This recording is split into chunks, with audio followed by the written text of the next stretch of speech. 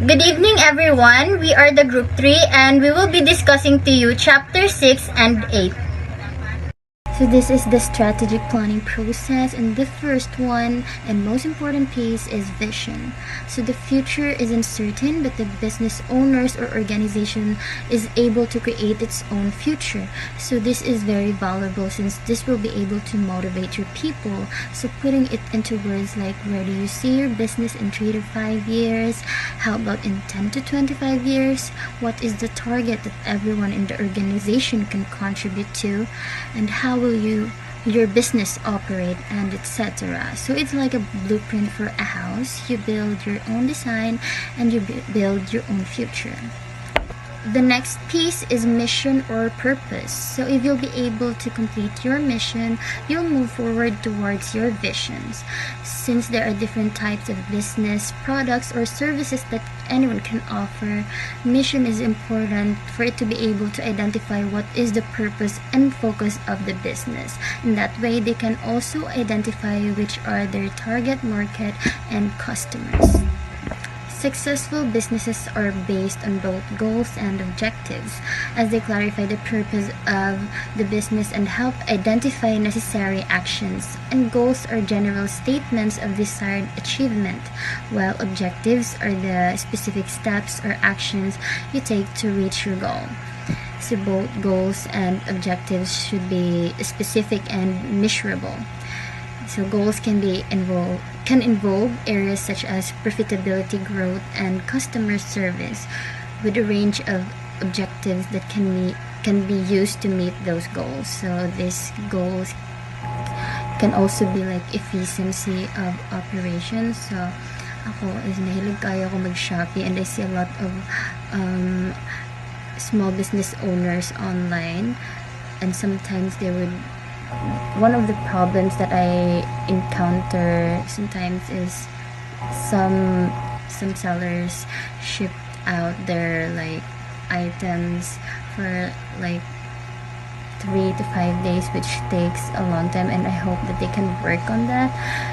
So yeah, that's one of the examples that, business owners should be like have these goals to like increase their productivity as well. The next is strategies. Starting a business can be an incredibly exciting and rewarding venture, but it isn't so easy, and many small businesses don't make it past their first few years. So to increase your chances of success, you have to be strategic from the very beginning. So as we all know, there's a lot of entrepreneurs nowadays, and there's a lot of small business owners, and actually there are also a few friends that also online sellers, and usually mag-stop na dyan sila o baligya po because kanang wala kayo gapalit, maybe because kanang ilahang mga baligya is not really that sikat right now, so they should be able to like compete with other business owners and come up with unique and nice strategy to be able to like make sales. Business tactics are short-term plans that don't deviate from the overall strategy. These are the actions that influence the success or failure of a business strategy because they define an action. They're often time-limited and can be quite fluid. So as I said, it is short-term plans. So as we all know, it is quite common nowadays that small business owners use crowdsourcing to be able to like figure out what the customers might want, because hindi uban sellers na nadyan sila specific mga product, but then they kind of want to be innovative and add something new to their products. So strategic planning refers to the process of determining the primary objectives of the entrepreneurship and then adopting courses of action and allocating resources to achieve those objectives. So strategic planning refers to the goals and objectives of the business owner. For example, pwede pa siya maka-make adjustments or pwede pa maka-alter sa iyahang plans if ever na ay mga mali sa iyahang plano. So here are the 3 distinct steps. First is determination of objectives. So kailangan na kay clear nga objectives and goals for you to be able to kanang achieve those goals. Second is adoption of course of action. So kailangan kanang naadjud kay dapat ma-adapt nimo ang action para naadjud kay agi sa imong strategic planning. Pwede pa ka maka-adjust pod kung naay mga mali. And then, third is allocation of resources. So, third is allocation of resources. So, kaning allocation of resources is, dini ka, kanang unsaon nimo pag-manage ang imuhang mga resources, kung unsaon nimo siya nga, kanang asa nimo siya magamit the best way. Determination of objective. The objectives of the firm are important components of the firm's strategic planning activities, but before these are determined, the firm's mission statement must be developed. It also provides the entrepreneur with a systematic approach to the achievement of the firm's objectives. So, parera ni siya, as what I've said, na kailangan na kay clear goal and objectives para naadyo kay mabuhat kay mas syada dyan ang naay steps and na kay firm objectives para firm po ang imong hunahuna kung unsay imong buhaton sunod. Mission statement, it refers to the basic description of the fundamental nature, rationale, and direction of the firm. So kailangan na kay direction sa imong vision, sa imong objectives kay para kanang naadyo kay mahuna-hunaan nga kailangan ko ni ma-achieve and so on. Strategic planning for small businesses has 3 concerns, so let's talk about it. First, how the entrepreneur intends to use his or her resources.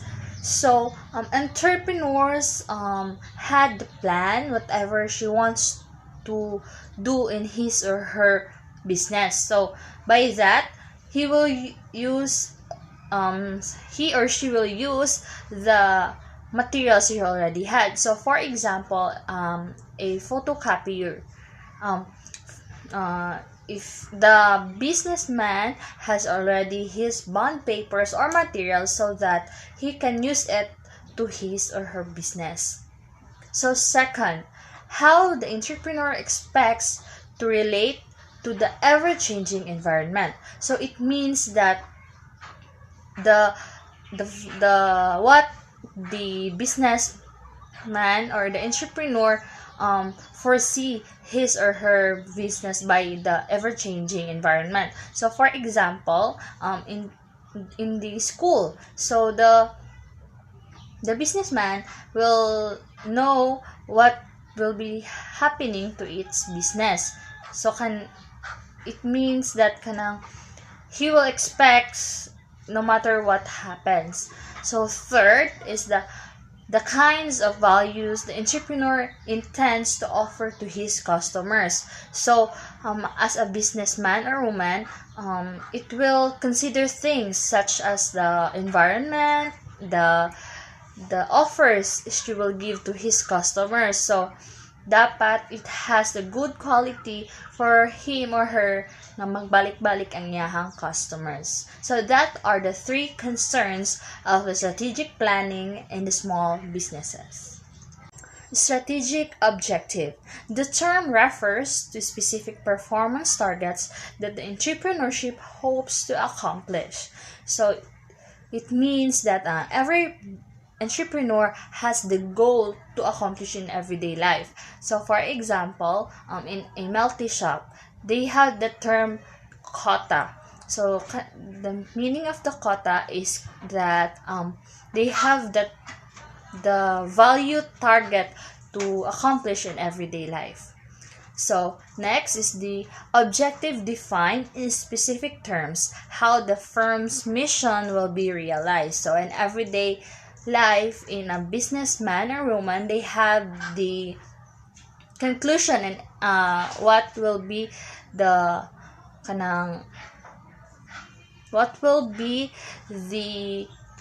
bunga sa ilahang business in everyday life. It also involved the term inventory because every day they must have the inventory to know what will be the adjustments. Adoption of course of action. After the primary or the strategic objectives are established, the entrepreneur must develop a strategy which is alternately called course of action. Any idea about strategy? Okay. In this strategic planning for small businesses has the term strategy. So what it means? So strategy is a carefully designed for achieving the firm's objectives. It also indicates how the entrepreneur will attempt to accomplish the goal with the resources available. So we are very familiar of the term strategy. So for example, in the milk tea shops. So, the strategic way of some milk tea shops are they had other meals or snacks or what we call the pasabog. So, for example, the milk tea. In the other shop, they had the matcha, the different flavors. So the other shop will avail the different promos also. So, in that way, the customers will be maengganyo sila. It's because of the offers in the different shops. So that's what this strategy means. In developing realistic strategies, the entrepreneur can make use of the most popular tools. First is the SWOT analysis, and second, the forecast of the future sales performance. SWOT analysis is an organized method of assessing a firm's strengths and weaknesses and the opportunities and threats in the internal environment that confront or will confront the firm. So the purpose of the SWOT analysis is to match the firm's strengths and weaknesses and opportunities and threats to determine what strategy to adopt. So it means that every business will adopt whatever the surrounding is. So for example is that the milk tea shop. So you must consider things. So you must have in a milk tea shop in a crowded place or such an environment that the people wants also the milk tea. So that is one of the example of the SWOT analysis.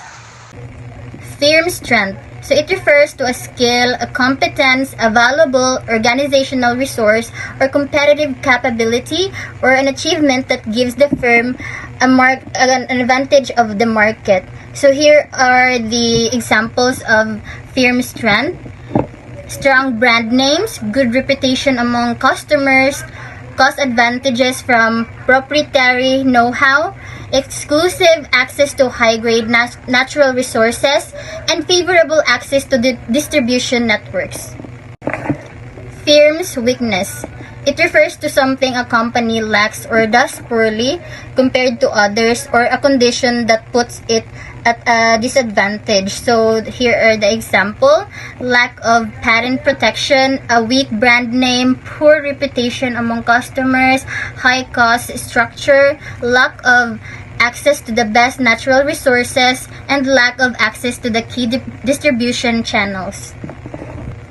Opportunity. So it refers to the chance offered by the external environment to improve the firm's situation significantly. So external environment meaning gikan sa gawas ang opportunity.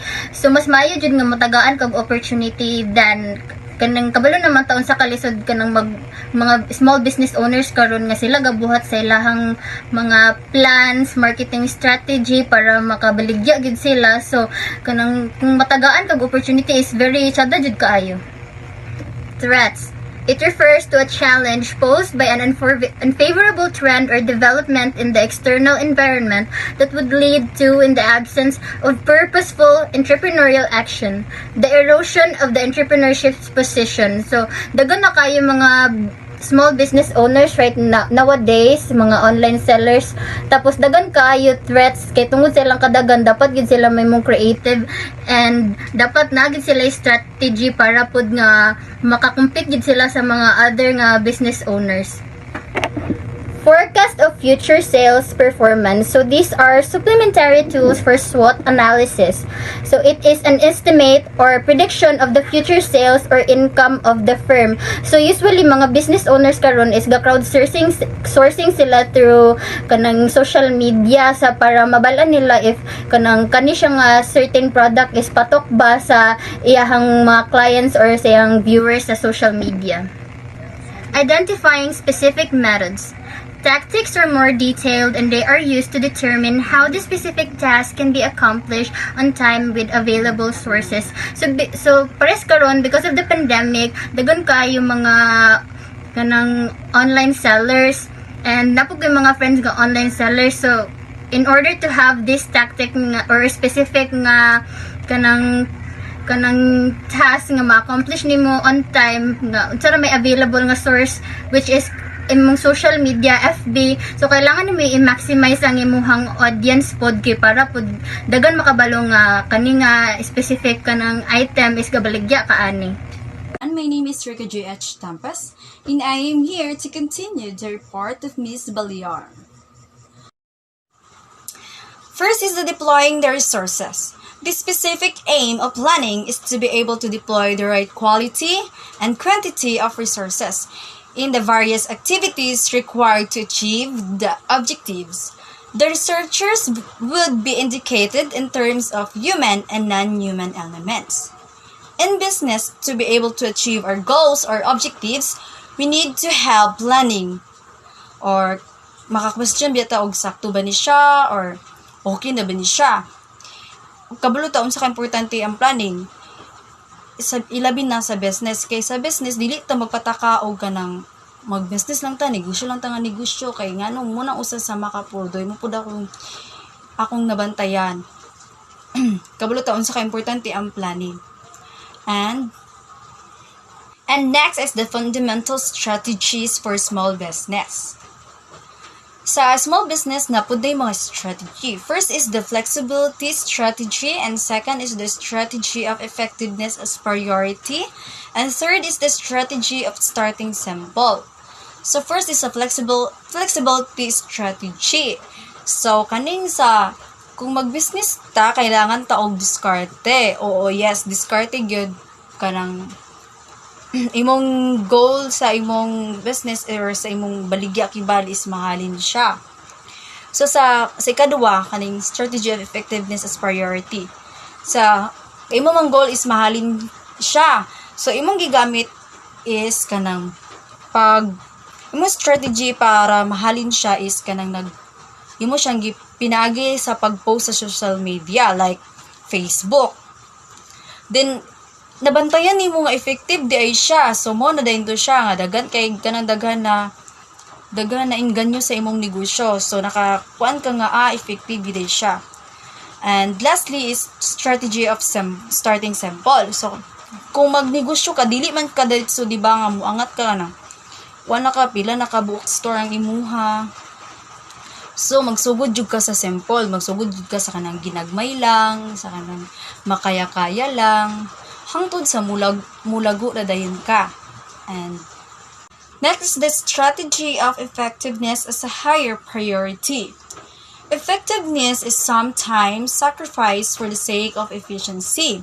A firm that concentrates of efficiency may be able to reduce its expenses, but it may not be able to generate the sufficient income to keep it afloat. Sa kanisya, strategy effectiveness as higher priority is same sa amot og sakto ba ni siya sa pero muni sa akong pagsabot. Mi sa akong sister is nagnegosyo mi og kana bitong homemade lumpia. So among style is ay first na mo nga buhat is tanan ingredients, tanan utan, kami na ay mo nagipalit kanang hiniwa na siya daan. So wala dili na kay mitantong mahago pa.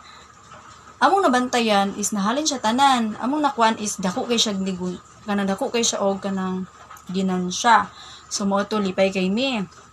Sa ikaduha na mga pangumpra, among gikuan is what if magpalit na lang mi og kanang utan nga kami na lang ang maghiwa kay basin di ay mas maka ginansya pa mi more and more.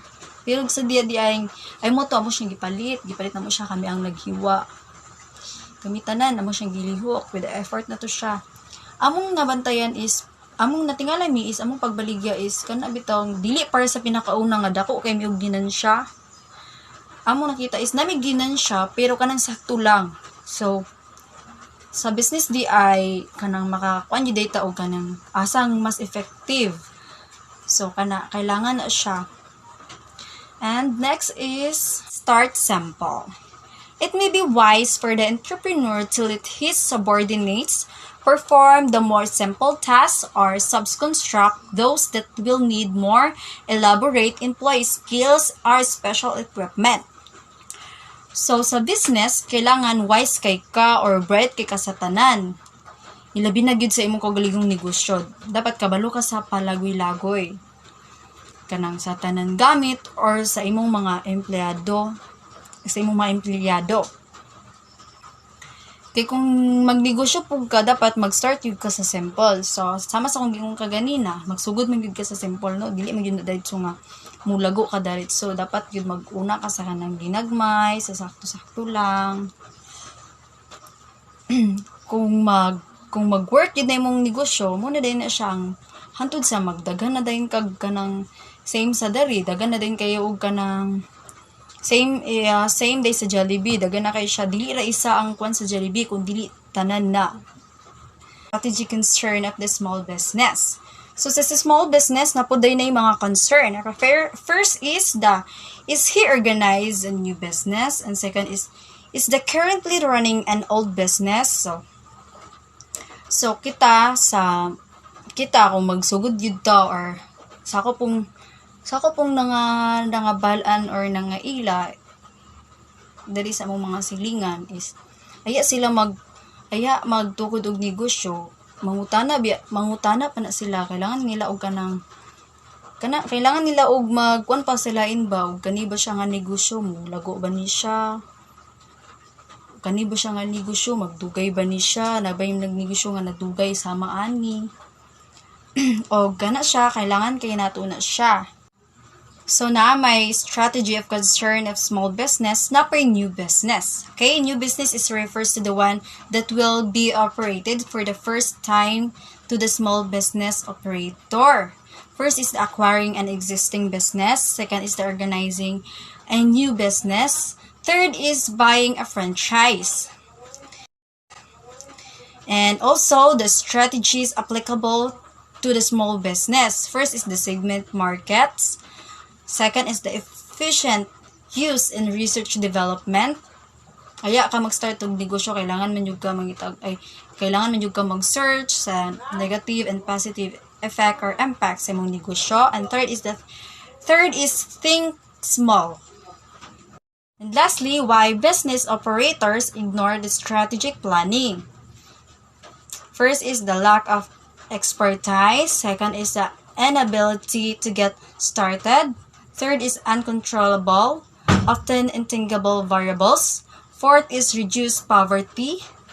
Fifth is focus on daily operators. Sixth is failure to realize the importance of the strategic planning. And that's all. Thank you. Let's proceed to the next chapter, which is the chapter 8. So, in chapter 8, it is a forms of all small business. So, we have here a sole proprietorship. So, a sole proprietorship is a business owned and operated by a single person. Majority of business are owned by sole proprietors, and this is an indication of the popularity of this particular form. So, most business owners choose this form because of certain advantages unique to sole proprietorships. Okay, so when we say sole, again, according to Ma'am Roxanne, when we say sole, it is a single. or a single person. So when we say proprietor or proprietorship is the owner. So example here of the sole proprietorship is kanang mga salon. So for example, na ako'y salon, then matawag na ko nga sole proprietorship because I am the one who manage the salon. So ako ang magbuot og kanang unsa ang buhaton. So ako ang wala kay boss, wala kay ikaw man gyud ang owner sa imuhang salon. For example na pod is kanang karinderya. For example, nagpatukod ko karinderya. So matawag na ko nga sole proprietorship. Why? Because I am the owner of karinderya. So dili ko magkuan halo, makuan ko kay ingon ana. So di na ko mabala kay lagi kanang ako ang owner sa business. So next, let's proceed to the advantages of sole proprietorships. First is the ease and cost of formation. Second is the secrecy. Third is the distribution and use of profits. Fourth is the control of the business. Fifth is the government regulations. Sixth is the taxation. And seventh is the closing the business. Okay, so when we say ease and cost of formation, it is the sole owner's resolution to start operating. Second is the getting the required permit and license. So, gi-required gyud even gamay pa na ang imong business, gi-required gyud ang permit and license. So ngano, para ang imong business bisan gamay lang siya, kailangan siya maligal kay para puhon og dako na ang imuhang business. Legal na siya, dili gid siya ma-illegal kay dili na ka magproblema nga hala kailangan kog permit. So anang gamay pa lang imong business, kailangan maglukat na ka sa permit and license para dili maalanganin ang imuhang business. Okay, so next is secrecy. So one way of effectively competing with others is for the business person to determine the plans as well as the strengths and weaknesses of his competitors. So the sole proprietor is ahead in this regard because he has the advantage of keeping his intention secret. So as a businesswoman or being a businesswoman, it is our responsibility to find effective ways para makakompete sa uban nga business, like kanang pareha nimong business like the teas. So kailangan mangita gid kag way para mas high ang imuhang business sa ilaha even pareha mo og product. So unsaon nimo para mas muhay ang ima? So syempre imong lamion ang imuhang teas. So imo pong i-determine ang ilang strengths and weaknesses. Kibali ang kato ilang strengths is imo patong labwan or mas labwan pato nimo ang ilang strengths sa ilang business. So next is weaknesses. So kato ilang weaknesses, kailangan imo patong labwan. Ilang weaknesses is imoon og strength.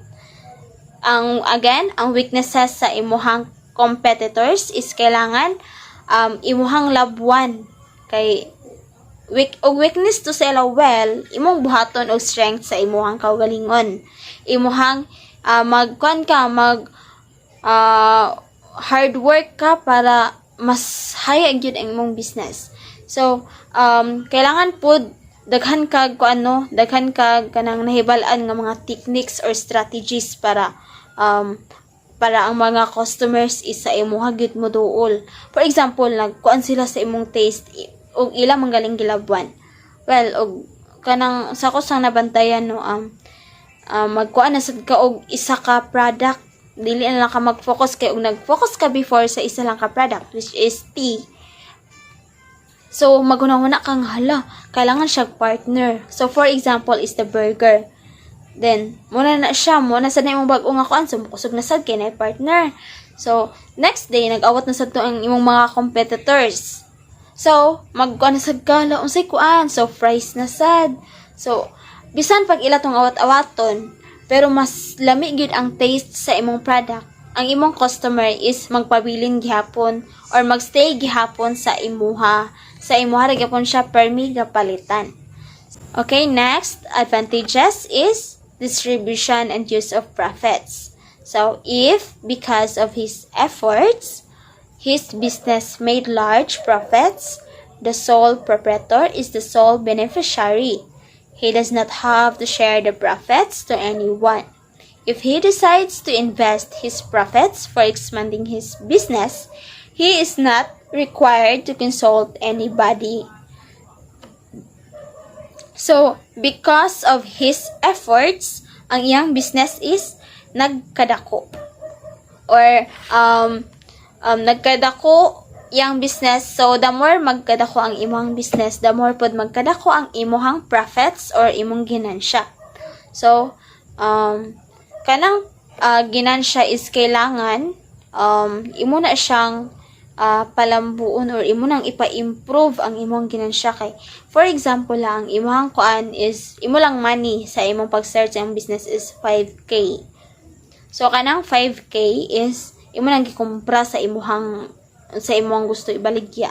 And then syempre maabot imong order magpatong manggit ka ato no. For example, ang iyang price is 100. So gusto ka magkuan sad ka mag times 2 ana kibali 100 imong pagkumpra so 100 pud imong patong so 200. So siya ginansya to siya ang 200. I mean the 100 kay ang 100 is the original price pero 200 siya because nag-add ka para nakaginansya. So tungod anang pag patong-patong nimo sa ginansya is ang imuhang business is nagkadako, and if you decide to invest your profits for expanding your business, dili mo required nga mag-consult ka sa uban. Okay, so let's proceed to the next advantage, control of the business. So it is the power to control the business is vested solely to the single proprietor. So this authority is very important, especially under critical moments of competition. So yes, agree ko ani dapat being a business person, you have to control your business. So for example, di mo ginamalikayan nga bisag na kay business is maibog gyapon ka sa lain nga sa lain nga butang. For example lang is tis. Yes, na ko'y tis pero naay kay dili siya ingon nga kompetensya nimo kay lahi iyang gibaligya. So for example is mga shirts. So ikaw kailangan mo kay profits. Naka-decide kang hala magpalit ko ato. So even na kay profits, you also need to control nga sa imong money. Kay unsaon man pag-improve sa imuhang business o ang profits is sige nimo gasto. So for example 5k ang imuhang money sa imong pag-start, 5k gyud ang imong pagkumpra sa tanan. Well, unsaon man pagdako sa imong 5k og magsige ka og sige ka palit sa mga nonsense nga butang. So pwede ra ka magpalit siguro pero katusang makatabang sa imong business. So like for example, ang mga gamit, mga equipment sa imong business. For example is kanang mga disposable cups, mga straws, mga unsa pa na dana. So kailangan mag-put kag limit sa imong self nga hala kailangan gid ko mag-control na karon kay nakoy business gihawiran. So kailangan kaning business is magpadayon ni siya angtod sa angtod kay big help na siya sa ato ang daily needs pod. So pwede ra man kapat ubagas kay pila ra man na. So kailangan sad pod nga kanang ang imong profits is or kailangan i-care sa nimo imong business. So first is kanang kailangan gyud mo i-control para imong business is na ika-improvean. Kay lisod sad magsikag business pero ang imong profits or imong ginansya is ang imuharang gasto bisan asa. So di wala gi possibility ana nga ang imong business is mag-improve. So kana sang kailangan pod Again, kailangan bud mag-control ka sa imong business, ang imong money dili ikuan sa bisan asa, kay the more ka maggastos sa imong money bisan asa, the more pod magkagamay or magkalaw ang imong business.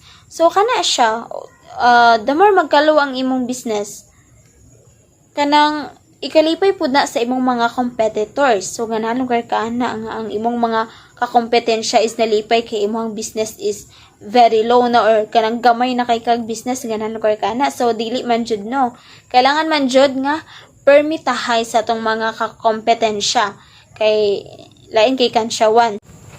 Okay, next advantage is the government regulation. So it is the sole proprietorship is paired by various government rules which cover partnerships and corporations. Also, sole proprietorships are required to submit fewer reports to the government. So kailangan ang sole proprietorship or the kanang mga business persons, no, kailangan sila mag-submit og reports sa government kay para ma-inform or ma-update ang government nga nag-follow ba jud kaha ang ikaw nga business women sa ilang rules. So like for example, naay bawal ang government nga dili na siya dapat ibaligya. So by that sa imong report is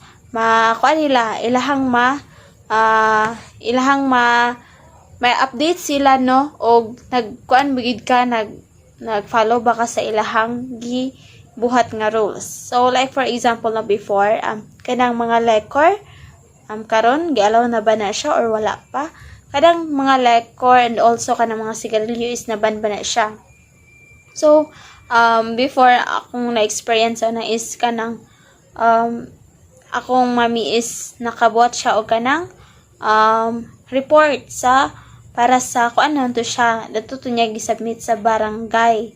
Kaya para ma-inform ang barangay or the kapitan nga kanang ang kuan nga nag-follow bagid kaha si akong ayan sa rules nga giingon dadto sa ilang meeting. So mo to siya, no. So naay uban nga naglabag sa mga rules. So dili bagid sila maka-deny because naay proof. So ngano naka-proof ang taga barangay, it is because agi-try. So may gani, no, katong amo is nagpatuod jud ako mami kay naay penalty o wala ka nag-follow sa ilang rules. So kana siya kailangan gid ka useless gyapon ang imong pagbuhat-buhat sa report og naay line na butang dadto, naay mga bakak na butang dadto. So dili gid ka makapamakakpod kay wala ka kabalungan na rin nag-test sa imo nga customer, nagpa-as if nga imo tong customer, pero kato rin siya nga customer is more siya ka ng CI bitaw unsa bitawag ana nga ginakuan ka bahala to ni palitan biog muhatag ba siya mo labag ba siya sa rules or mag-follow. So by that makuan gyud sa government o kinsa to ang honest and kinsa to ang dili honest. So next is the taxation. So the net income of the sole proprietorship is regarded as the personal of the sole owner and is taxed accordingly. So this is not so in the case of partnerships and corporations wherein net incomes are taxed and will be subject to taxation again when the owners individually receive their share of the profits. So okay, example ani is kanang mga resibo sa mga isano, sa kuryente. So naamang yung mga tax, no. So asa tumabutang ang tax nga atong asa tumabutang ang atong gibayad sa tax. So syempre sa government. So ana na good kanang for example nagbayad ka, nagkumpra ka karon, so makita magid mo sa resibo no na ay tax. So main ka nga hala asa lugar ni napadulong. So syempre sa government kay unsaon naman pag kuan pud sa government og wala sila mako sa atuan, no. Mayngon lagi sila nga kanang wala ta kabalo no sila mangwarta pero og dili sad sila magkuan siguro unsaon na lang pud ang money sa government kay Kay bali, kung ano mo na siya, mura gatuyok atong money, no? For example, akong money karon is naa sa iya. So, katong money is na posible mo balik naman gud na atong money. Kay lisod sa kayo, no? O kanang permi na lang sa imo. So, kuan gid na siya, mura na siya kanang kalibutan. Gatuyok-tuyok lang ang atong money. So, next. Okay, the closing the business is will be reported by Justine D. Sumandig. So, again, I am Conlin Tabor. In the small business, there is closing the business. So, sole proprietorships can be dissolved at will. Although this is done only when necessary, it remains an option to the owner. So, once the owner makes a decision to cease operations, he does not need to seek approval of co-owners or partners because he is the sole owner.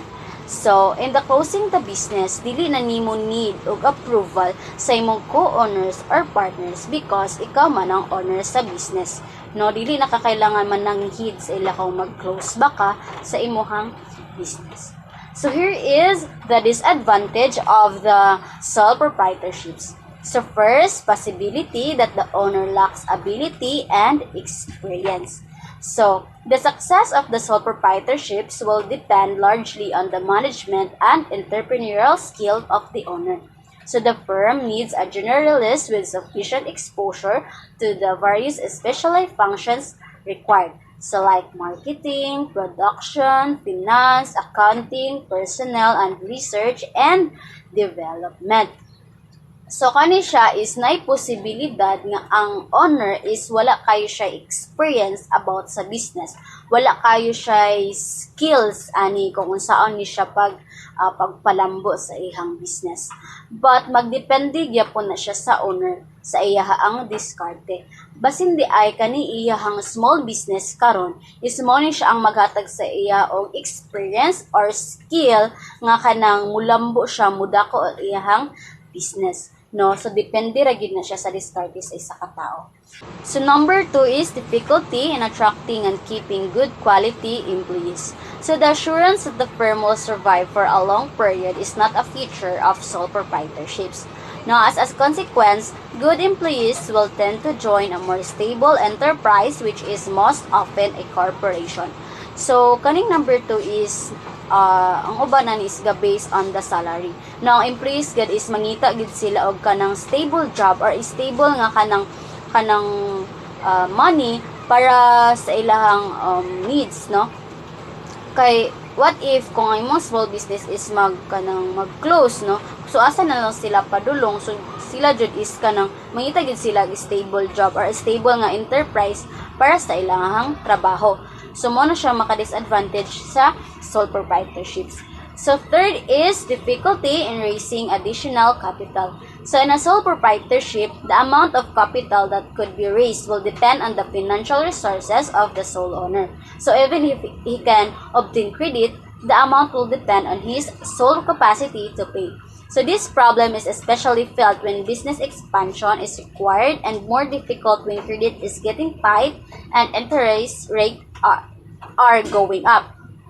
So, kaning ang number 3 is kanang dili ka ditso maka-add og capital kay nagdepende gyapon ni siya kung saan nimo ni siya asa nimo gikan ang imuhang capital, no? So, bisan pag maka-obtain kag credit, pero depende gyapon ni siya sa imuhang resources kung asa ka gakuha sa imuhang capital. So, mo na siya ang disadvantage. So, fourth is limited life of the firm. So, the existence of the sole proprietorship depends on the physical well-being of the owner. So, the help on the part of the owner could cause bankruptcy. So, his death will mean liquidation of the business. So, kaning limited life of the firm is a mga small business ani is limit ra gyud siya.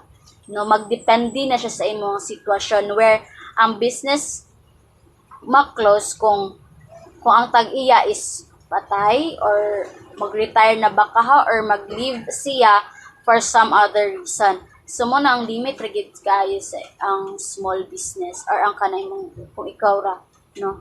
So, maka-cause gyud ni siya og kanang bankruptcy, mabankrupt ang imuhang business.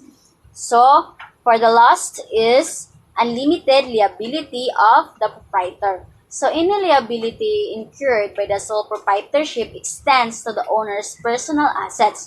So, in theory, the sole proprietor could lose even his shirt if all his other assets have been exhausted in liquidating all claims against his business. So, unlimited liability is the greatest disadvantage of sole proprietorships. So, kaning unlimited liability, mo gini siya pinakabati, pinakamaot, pinakapangit nga kanang kuan sa small business kung ikaw ra, no? Kay kani siya nga situation, kuan, if you're kanang ikaw ang kanang responsible sa mga debts nimo or mga utang nimo, no? Kay kani siya dili gini siya kapugnan nga kanang kuan, kani siya is promise nimo sa imong business, no? Dili gini nimo ni siya mapugnan, no? Kay ang imong mga obligations, ang imong kanani is imong mga kaugalingon nga mga kanang abtangan is ilag yung kwaon, no? Even if your kuan sa imong balay, kung malone ba ni imong balay, no? Ila jud ng kwaon. Mo nang pinakamahot gid sa sole proprietorship na kuan. No, dili parehas sa uban ba nga kanang limit ng ilang pagkuha nila.